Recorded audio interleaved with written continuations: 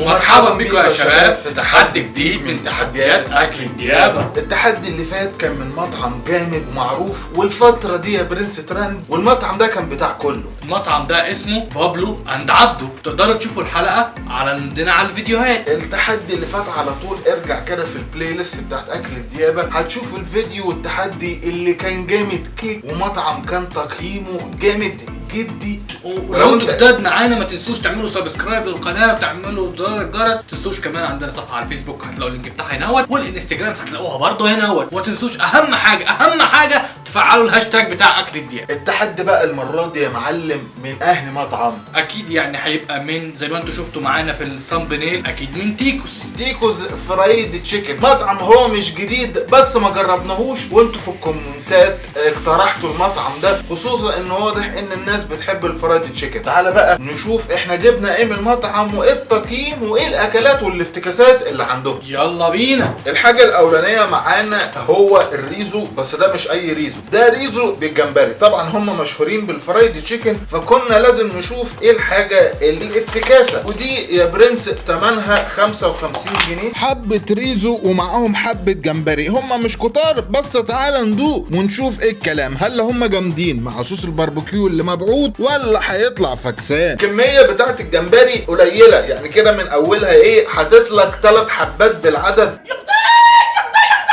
تعال بقى نشوف. هو جاي معاها صوص، كان في صوص الباربيكيو وكان في صوص حاجه كده اسمها تايجر صوص، فانا ما اعرفش ايه التايجر صوص ده، قلت لازم نجرب الباربيكيو. وتعالى نشوف الريزو مع الجمبري هيبقى طعمه عامل ايه. خد كده ايه حته باربيكيو مع حبه رز مع حبه جمبري. صوص الباربيكيو اللي مبعوث بصراحه شديد، يعني تحس كده ان هو باربيكيو تقيل، بس الكميه بتاعه الجمبري قليله جدا يا شباب، تقدر تعدها، يعني هم 4 جمبريات. الرز شغال لحد دلوقتي، يعني الحلو بصراحه في الاكله الصوص احلى من الرز واحلى من الجمبري نفسه. يمكن هم واضح ان الجمبري مش تخصصهم فطعم الجمبري فكسان، لكن يعني على بعضيه كده كومبو وومبو تقدر تقول ان هو فير قوي ياخد 6 من 10. بصراحه الرز يا جماعه تحفه، عجبني انا عن نفسي، مبسوط بيه.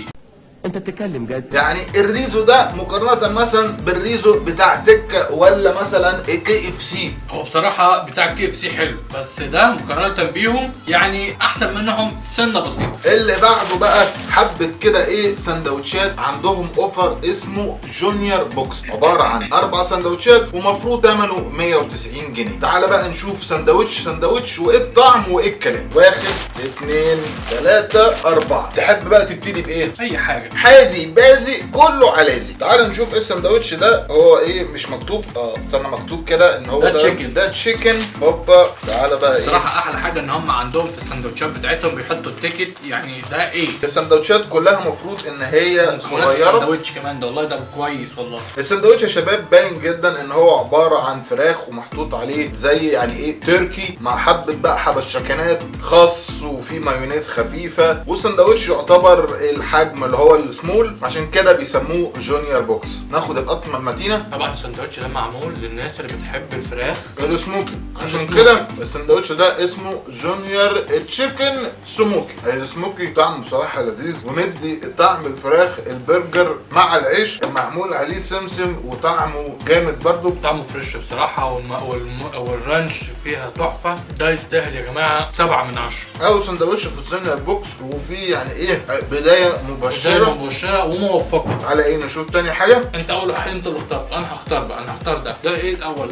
ده تشيكن برضو. تعالوا نشوف ده الجونيور اللي تشيكن. بس عزيزي بقى المشاهد ده اللي تشيكن، فتعالى نشوف هل السموكي في البرجر اللي تشيكن عامل فرق واهنا هيبقى احسن. نبتدي ايه نشوف. هو نفس السندوتش بالظبط، حبة فراخ والعيش السمسم اللذيذ الطازة وحبة مايونيز كده خفيف برضو ايه، وزيه بالظبط بس من غير السموكي التركي، من غير رانش. هو كده البرجر التشيكن بتاعهم حلو، طعمه لذيذ، بس السموكي كان مخلي السندوتش حاجه تانية، فده يعني طبعا هيبقى اقل من الاولاني. مع الصوصات مع الحاجه السموكي كان احلى بكتير، فده يا برنس هياخد 6 من 10. كده فاضل 2. تعالى بقى ايه نشوف ده. الاثنين اللي باقيين تقريبا دول برجر. برجر اللي هو المفروض بيف، بس في واحد حاجه والتاني حاجه تانية. فتعالى نشوف الاولاني ده شكله كده اللي هو الجونيور البيف. ده بيف عادي خالص ما عليهوش اي حاجه. تعالى نشوف الطعم. نقطع وندوق وهنقول لكم بقى الحاجه عامله ازاي. كومبو ومبو اللي محشيه جوه الساندوتش. خد اخبط يا برنس. اخبط دي. من المنظر الخارجي كده تقدر تحكم ان هو عباره عن خس مايونيز وقطعه الفراخ. هي نفس قطعه نفس بس الفرق بدل البرجر بدل التشيكن محطوط طبعا بيف، وهو نفس الكلام. هي كلاسيك يعني برجر. بس يا جماعه قطعه البيف جميله جمال. طعم البرجر البيف احسن بكتير بصراحه من التشيكن. يعني دي هتاخد انا عن نفسي لو انا لوحدي انا اكل من دي مثلا 4 سندوتشات وابقى مبسوط جدا، او اجيب واحده سندوتش كبير دبل جبار. كنت متخيل بما ان هم فرايد تشيكن التشيكن هيبقى احسن من البيف، لكن البيف طعمه احلى، يمكن في نفس المستوى بتاع السموك، نفس المستوى يا معلم. يعني يا تجيب بيف ساده كده او تركي سموك عشان بتفرق طعم والخلطه. هياخد عزيزي المشاهد برضو 7 من 10 كده غالبا. اللي باقي ده هو الجونيور تيكوس، ولو هو بيف هيبقى ايه الفرق ما بينه وما بين البيف اللي احنا لسه مجربينه؟ ده بقى سلامي ده محطوط عليه سلامي بقى وحركات وحبشتكنات كده. باين كده من منظره ايه الفرق. هو الفرق ما بينه وما بين التاني ان ده محطوط فعلا عليه سلامي. ده غير واضح كمان ان هو محطوط فيه جبنه هنا باينه على الوش اهي. فخد كده دوق وشوف ايه الفرق في الطعم. العيش بتاعهم عاجبني جدا، تحس ان هو طازه وعليه سمسم. في مطاعم كتير ساعات البرجرات بتاعتها طعم العيش تحس ان هو بايت ناشف حبتين. ده غير ان السمسم اللي بيبقى على السندوتش بيدي البرجر كده طعم برده مختلف. انا ارشح السندوتش ده هو بقوه، هو والسموك. الكلاسيك مش قوي. طعم الجبنه مع السلامي مع البيف برجر مديها سندوتش طعم. يعني يمكن حتى ده جبنه مع السلامي اعلى من التشيكن السموكي. اوبا. ده تقييمه هيبقى 9 من 10. اجمل برجر دقناه لحد دلوقتي. جوده السندوتش بصراحه تحفه عندهم. ده غير ان 4 سندوتشات برجر بالحجم ده بالطعم ده 190 جنيه جامد جدا. اوفر بصراحه جونيور بوكس تحفه. يعني هو السندوتشات كتقييم كل حاجه لوحديها تحفه، والاوفر حتى على بعضيه هياخد برده 9 من 10 زي السندوتش ده. لحد دلوقتي اجمد برجر احنا دقناه من عندهم. وبما ان فرايد تشيكن يبقى لازم نجرب الايه؟ الميل الاستريبتيز. الميل يا معلم وجبه كده حته كده سيلفر تمام، اسمها سيلفر بوكس او سيلفر ميل. هتشوفوا معايا دلوقتي يا شباب هي بتتكون من ايه. وجبه فرايد تشيكن للناس اللي بتحب التشيكن، متكامله كامله فيها كل حاجه. كل سلو تلاقي بيبسي، رز، عيش، وحبه التشيكن اللزاز.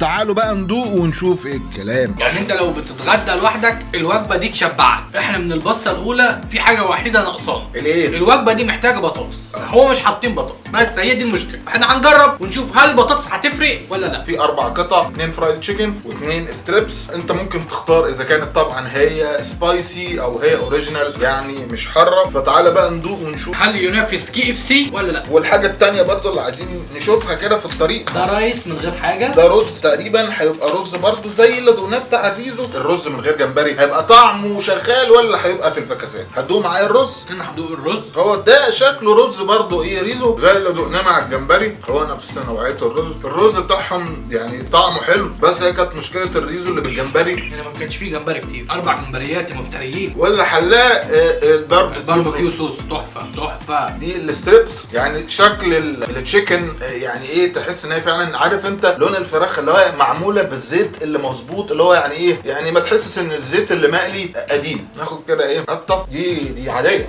انت بتحب العادي صحيح ولا؟ انا بحب العادي بصراحه عامه. يمكن ساعات التشيكن السبايسي بتدي يعني ايه نكهه. ساعات الزيت المقلي القديم ده بيخلي طعم الفراخ يعني ايه تعبان حبتين. بس جوده التشيكن جامده. انت دقت ايه الستريبتيز ولا دقت ايه؟ انا دقت واحده ستريبتيز فانا هدوق الايه الثانيه بتاعتها جامده وتنافس حتى كمان KFC بجزاره. يعني تحس ان هي طعمها جمبار جدا يا جماعه. والله انا مبسوط. انت مبسوط؟ لحد دلوقتي الاسعار مع جوده الاكل حلوه. تعال بقى نشوف الفرايد تشيكن. يعني في ناس بتحب ايه، انا عايز دبوس واخد انت بالك، انا عايز فراخ من تحت. فهم باعتين يا شباب دبوس وايه وربع وحته من تحت. يعني يعني التتبيله اللي معمول بيها التشيكن يعني بصراحه فظيعه، يعني حتى يمكن احسن من عشان محلات تانية كتير زي كانساس وبازوكا وهارت اتاك. حاسس ان اعلى اعلى الطعم تيكوز اعلى، طعم التشيكن بصراحه بتاعهم اجمد. خد انت الدبوس، انزل بالدبوسه تنزل تطلع فاضي، وانا هعضعض في في النص فرخه دي اللي هي المفروض حته مش عارف من تحت ولا من فوق. في فرق في الطعم، حاسس ان الاستريبتيز كان طعمها احلى شويه. انا عن نفسي الرجل تحفه، الدبوس ده تحفه جميل جدا مقرمش. فرايد تشيكن حاسس ان هي منها يعني مش مخليه فمقرمشه زياده. وانت بقى لو بتحب تعضعض والكلام ده تعمل تريبس يعني تحس سهله الزلط، ومركزه كده، يعني تحس ان الفراخ فراخ. ما هي اكيد بيعملوها من الصدر. لكن لحد دلوقتي شايف ان حتى جوده الفراخ كانت اعلى من البرجرات واعلى من الرز. دي تقريبا اعلى حاجه عندهم دقناها في كل الايتمز. طبعا هم عندهم في المنيو برجرات وعندهم فرايد تشيكن وعندهم رولز سندوتشات، بس يعني احنا تقريبا كده جربنا كل حاجه عندهم ودي اعلى حاجه. يعني شايف ان حتى دي تستاهل 10 من 10. الوجبه ثمنها 125 جنيه، معاها رز، معاها كول سلو، معاها بيبسي. طبعا دي جوده لفرد واحد، دي وجبه لفرد واحد. ما تنساش العيش والعيش، بس العيش ده طبعا يعني ده غير كمان الكول سلو. طعم الفراخ تحفه، اجمد ايتم دقناها من عندهم لحد دلوقتي. فرايد تشيكن، جرب، عايز تجرب حاجه من تيكوز لازم تجرب الفرايد تشيكن. وطبعا العيش عندهم يعني حتى كان باين جدا من طعم العيش بتاع البرجر، ان العيش بتاعهم حلو، الكواليتي بتاعهم في العيش تحفه. انا بقى هدوق الكول سلو. الكول سلو ده كريزه هريس اللي بتبقى على التورته من فوق، مش اي برضه حد بيعرف يظبطها. لازم بعد الوجبه الجامده دي اللي انت تقدر تجيبها وتاكلها لوحدك تحبس. وجبه متكامله بصراحه، فيها رز وفيها فراخ وفيها معالم كول سلو وفيها شرب. وجبه جامده، شربنا واكلنا واتبسطنا واتكيفنا. نقول بقى التقييم. المطعم جودته كانت ممتازه، الاكل جاي في وقته، جاي سخن. طعم الفراخ كان اجمد حاجه عندهم، ويمكن كان اجمد ايتم جربناها هي السيلفر بوكس. طبعا هم عندهم حاجات كتير وفي فاميلي تايلز، بس احنا كنا عايزين نجرب التشيكن سواء كان الفرايد او الستريبس. تقييمي للمطعم ده 10 من 10. والمطعم ده يا جماعه لو انت بتدور على بديل للكي اف سي في مصر باسعار حلوه روح لتيكوز. وبكده المطعم ده خد ختم اكل الديابه. التحدي المره دي كان من تيكوز فرايد تشيكن، جامد جدا. يا رب يكون التحدي ده عجبكم واتبسطتوا معانا. ما تنسوش تكتبوا لنا في الكومنتات ايه الاكلات او ايه الاماكن الجديده، المطاعم المختلفه، ايه الحاجات اللي لسه فاتحه جديد في اي مكان في مصر. اكتبوا لنا في الفيديو عايزين تشوفوا ايه في الحلقات اللي جايه. ما تنسوش تعملوا سبسكرايب للقناه وتفعلوا زر الجرس وتزقوا الدنيا معانا شويه. الاكيله واللي بيحبوا الاكل واللي بيتابعنا كل شويه كل اسبوع على 3-4 ايام هتلاقي تحدي جديد عندنا على القناه. ده غير كمان صفحه الانستجرام هتلاقوا اللينك بتاعها هنا اهوت. واوعى اوعى اوعى تنسى تفعل الهاشتاج. قول لاصحابك، قول لحبايبك، الناس الاكيله. احنا هنا مش عصابه ديب بس، لا، عيله ديب للناس اللي بتحب الاكل وبتتابع كل حاجه جديده ليها علاقه بالمطاعم والريفيوهات. ونشوفكم في تحدي جديد من تحديات اكل الديابه. بيس.